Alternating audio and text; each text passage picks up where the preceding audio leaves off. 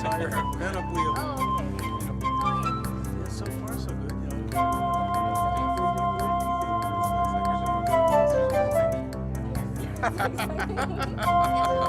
That's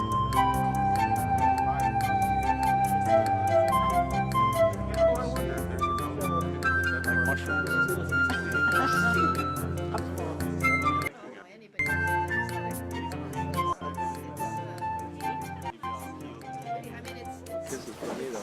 Stop me if you've heard this one before.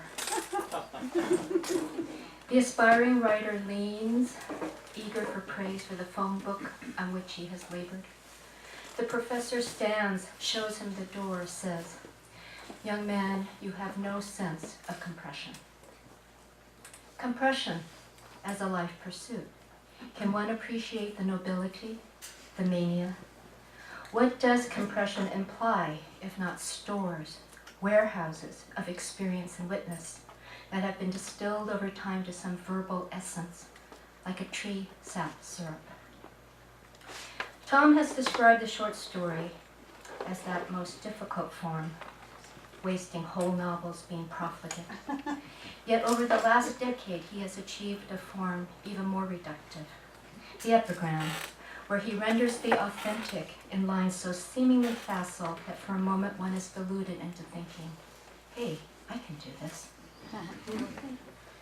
Read these piths for his spin on among the vast array of human frailties, envy, false modesty, and what it means to be preposterous. Read the essays to glimpse what it takes to thrust your hand into the flame and live to tell the tale. Consider two fine stories by Irwin Shaw, The 80-Yard Run and The Girls in Their Summer Dresses, titles alone that are longer than some of Tom's epigrams. Each a lament to lost youth, lost opportunities, sentiments etched by the following lines in which one can note the author's judicious use of adjective in achieving the above and more. Mood, setting, resignation, and poignancy in possibilities pondered and discarded. Bravura compression.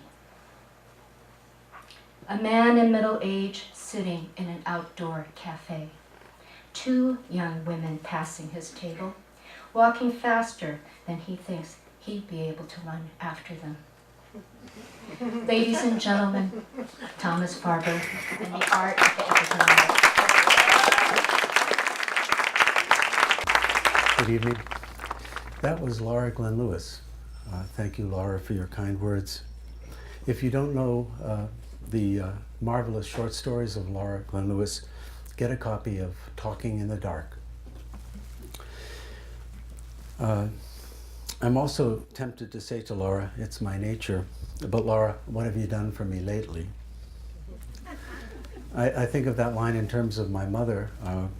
When she was dying, she was in intensive care, and vapor was coming off of the oxygen mask, and I was reading her the day's mail from her apartment, mail that had come to her, and a fan of mine here this evening had sent her a get well card, and then at the end of which card, which I was now reading to my mother, this fan had written to my mother, but most of all, I want to thank you for bringing Tom into the world. My mother lay there with the vapor coming out of the mask on the exhale, and she said, but Tom, what have I done for her lately? Anyway, thanks also to Black Oak Books for once again hosting the reading from my latest work, Support Your Local Independent Bookseller. The publisher of Truth Be Told is Hip Pocket Press in Nevada City, California. I'm indebted to Charles and Gail Entrican for taking this book on and for producing such an attractive volume. Small press publishing is a labor of love. Charles and Gail have long commitments in the arts as both writers and publishers. Thanks to both of you. I also want to thank Binta Ayafemi Jeffers for her ongoing guidance to me, with me about book design. So, welcome to you all. For some of you to be present at the arrival of my latest writing dates back to 1967. I won't tell you who that is, the weekly appearance of my Beelzebub stories in the San Francisco Express-Times. For Mikey, age 21, being present at a reading of mine for him goes back to age 4. Who knows where the time goes? Tonight I'm going to read from Truth Be Told, then signed books. Those of you who want to continue the evening will reconfigure down at Café de la Paz, a block down the street on Shattuck, just south of Cedar. There's a bar there. I'll need it. And their kitchen will be open till 9:30. And just if you want to come hang out, please do. I'll read for about a half hour. I confess there was a part of me that wanted to read the whole damn book to you. And then all of my previous books. But I invited that part of myself to arm wrestle, and lucky for you, I won. There are those of you who wonder what will happen after Café de la Paz. And I'm glad to be able to answer that. I assure you, you'll sleep, you'll dream, God's willing, you'll wake refreshed. Truth Be Told is the product of a 10-year obsession with the epigrammatic from the early 90s until a year or so ago.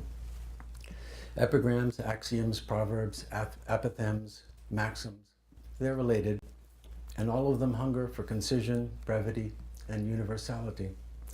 There are different traditions, the ancient Roman, the European, particularly of the 18th and 19th century, in which the wit is often dark and cutting. The Zen tradition, which is sometimes more wistful or accepting. And here in America, the country music tradition with its wry and often self-deprecating one-liners, not to mention Mae West and her zingers, or H.L. Mencken. This morning I read a line in the San Francisco Chronicle about G.W. Bush, of whom someone apparently said, he's a man born on third base who thought he hit a triple.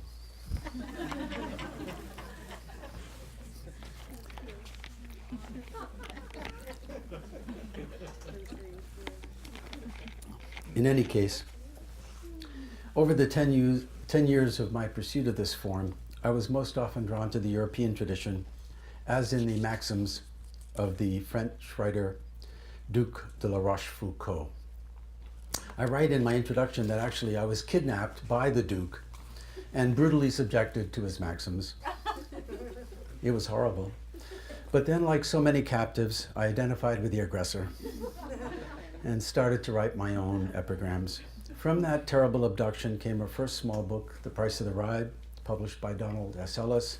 A few years later, another chapbook, Compressions, published by Peter Howard.